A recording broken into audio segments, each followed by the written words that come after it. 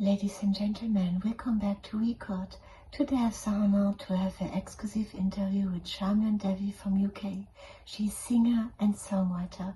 Charmian, welcome to Record. Don't stay hanging on the stairs. One day the lights will steal your room. Don't roll. Hello, Sarah. Thank you so much for inviting me for an interview for Artist of the Day Record podcast. How did your journey into music begin? Do you remember your very first performance? So my musical journey began in Montreal, Canada. I went to Concordia Fine Arts, and I began actually as a drummer. And I was both doing photography and fine art, and I started to drum, and then I went into guitar and songwriting from art school, and then I started to perform in Montreal. So that is my initial beginnings in Montreal, Canada.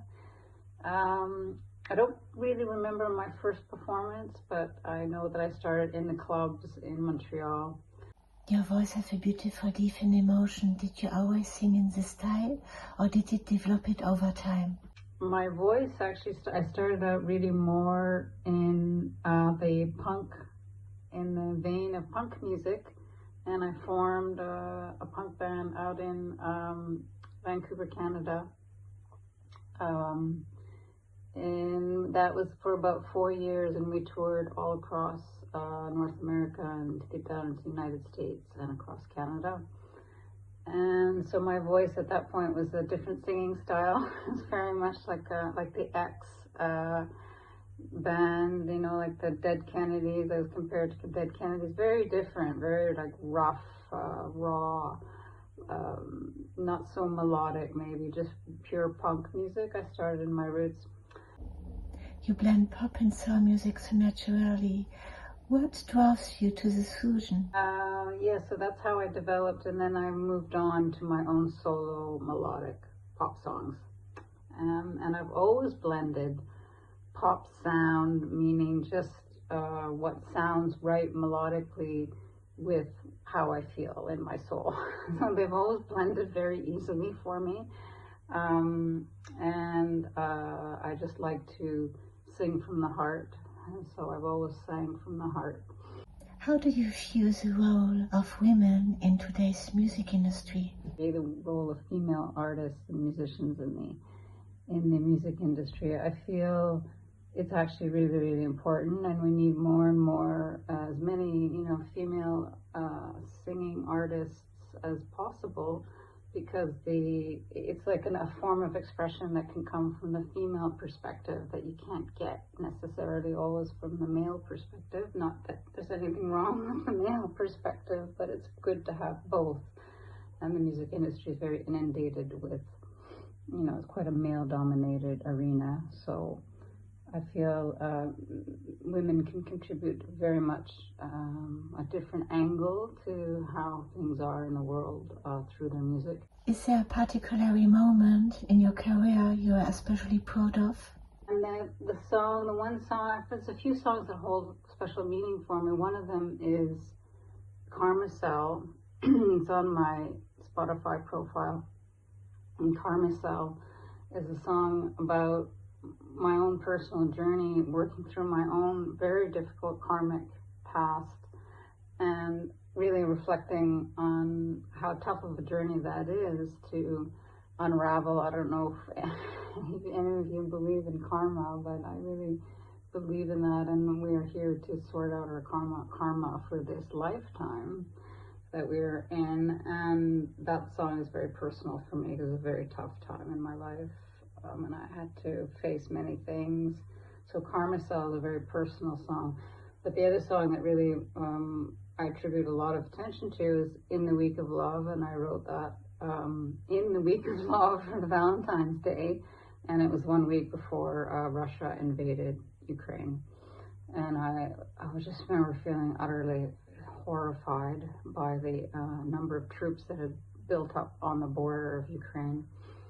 And I just felt like it was going to be an absolute terrible, terrible war. And of course, it's still going on today. And it's just so unbelievably horrific that people are dying every single day in that war. How does your creative process usually begin? With words, a melody, or just pure emotions? My creative process normally begins on the guitar. It's always been based on in the acoustic. Always begins with a melody, and it's melody and the emotion together. So it's the melody that comes out, and in the melody is a certain emotion, and I always follow that. I will not necessarily at all have words at all. It's like literally I can find myself sort of babbling. It just begins with raw melody, like a beautiful melody or a melody that strikes a certain emotion in me, and then that's where I go and how I build a song. So it always begins with the melody and the emotion that it arises inside me with that melody. What has been the most beautiful moment in your musical journey so far?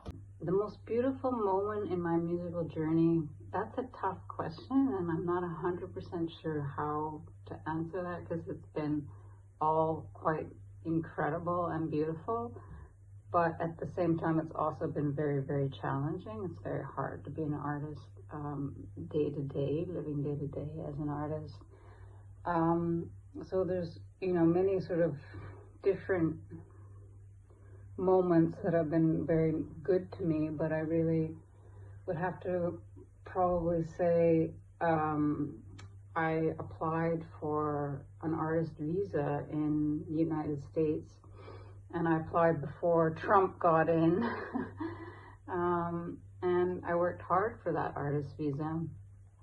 It's not easy to get an artist visa in the USA, and I managed to get it. So I actually have a 3-year artist visa for the USA. I could go tomorrow and be in the US, but I decided to leave because it's so unbelievably crazy there at the moment.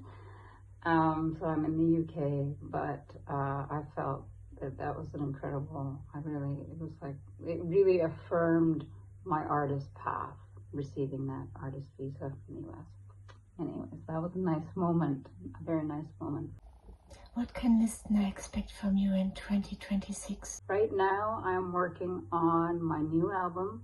It's called Till Eternity Breaks, and it is going to be, it's in the process of being recorded. I just recorded a few tracks in London just last week, and continuing the writing process. Actually, I'm still writing now for the album. So that album will be released hopefully by the end of 2026. I also just released a video that I made documenting my time in New York City, which was for 2 years I lived in New York City, last year and the year before. And so my latest single, Diamond Hour, I created a video for that single, and it's just been released, so you can see it on my Instagram, and it's on YouTube. And my main goal, of course, is always to get this next album out. It's always to get the next album out. So that's a full album is being released of my older tracks plus some unreleased tracks, and that's also the Diamond Hour album. It's going to come out fully in April of 2026. So there's sort of 2 albums. There's the full Diamond Hour 2026 album that has unreleased tracks that have never been released, and there's a brand new album of totally new material that I'm working on now. So those are the 2 main things I have going on right now. And I'm putting a band together here in Brighton, UK. We're hoping to do live shows in Brighton and in London and around UK soon enough. And I think that is all for the moment.